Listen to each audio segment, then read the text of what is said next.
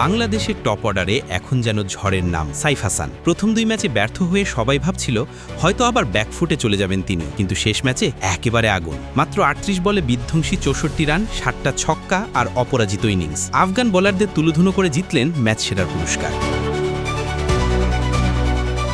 পুরস্কার নিতে গিয়ে সাইফের মুখে আত্মবিশ্বাসী হাসি। গত 1-2 বছর ধরে আমি এভাবেই খেলছি, নিজের ব্যাটিং উপভোগ করছি।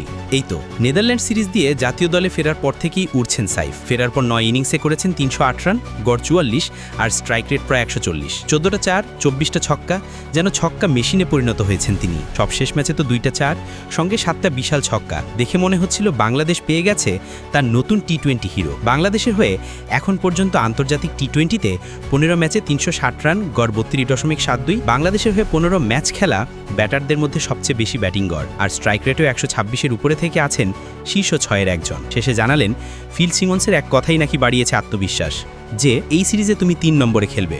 স্পষ্ট পরিকল্পনা ছিল, আর সেভাবেই মাঠে আগুন ঝরিয়েছেন সাইফ। এই ফর্মে যদি তিনি এমনই থাকেন, তাহলে খুব শীঘ্রই হয়তো বাংলাদেশ ক্রিকেটে শোনা যাবে একটাই কথা,